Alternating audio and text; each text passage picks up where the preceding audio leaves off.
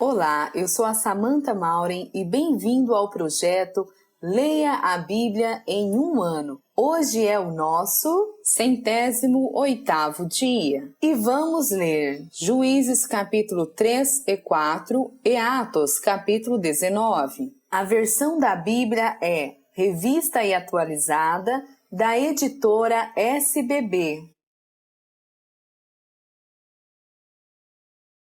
Atos capítulo 19.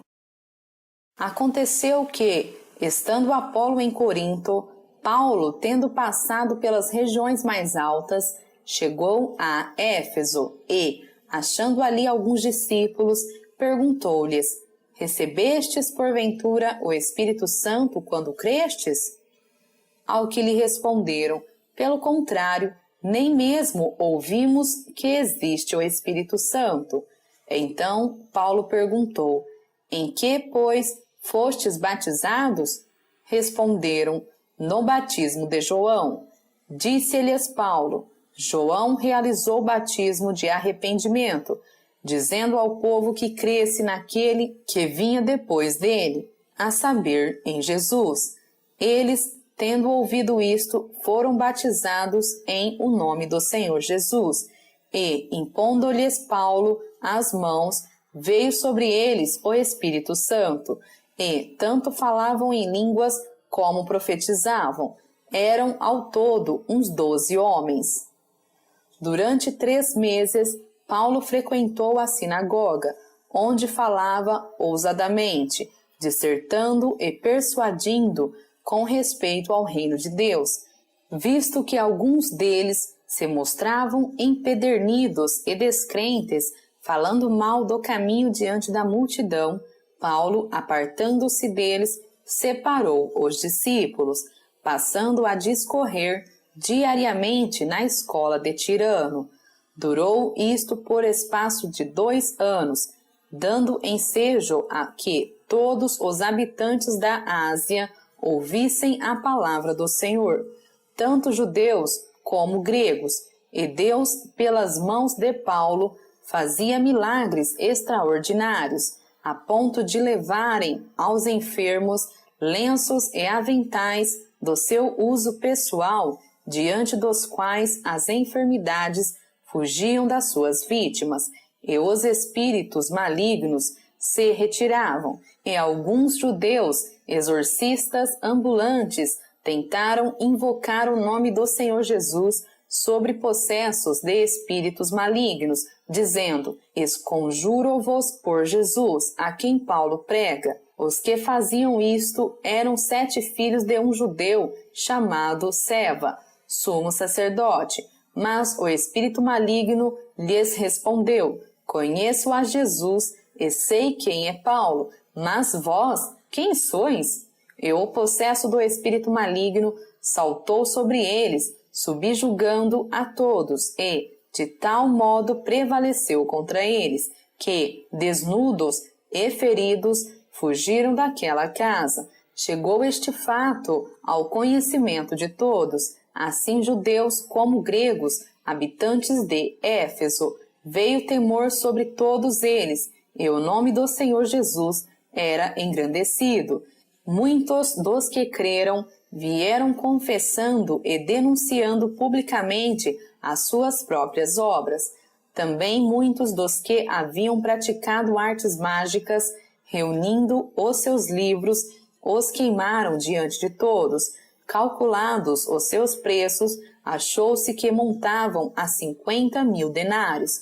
Assim, a palavra do Senhor crescia e prevalecia poderosamente. Cumpridas estas coisas, Paulo resolveu, no seu espírito, ir a Jerusalém, passando pela Macedônia e Acaia, considerando: depois de haver estado ali, importa-me ver também Roma.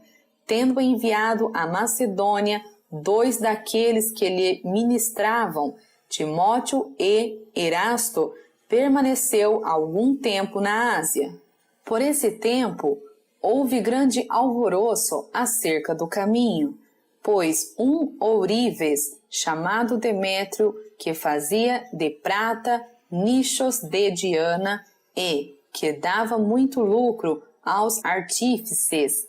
Convocando-os juntamente com outros da mesma profissão, disse-lhes: Senhores, sabeis que deste ofício vem a nossa prosperidade, e estáis vendo e ouvindo que, não só em Éfeso, mas em quase toda a Ásia, este Paulo tem persuadido e desencaminhado muita gente, afirmando não serem deuses os que são feitos por mãos humanas, não somente ao perigo de a nossa profissão cair em descrédito, como também o de o próprio templo da grande deusa Diana ser estimado em nada, e ser mesmo destruída a majestade daquela que toda a Ásia e o mundo adoram. Ouvindo isto, encheram-se de furor e clamavam: Grande é a Diana dos Efésios! Foi a cidade tomada de confusão e todos a uma arremeteram para o teatro, arrebentando os macedônios Gaio e Aristarco, companheiros de Paulo. Querendo este apresentar-se ao povo, não lhe permitiram os discípulos.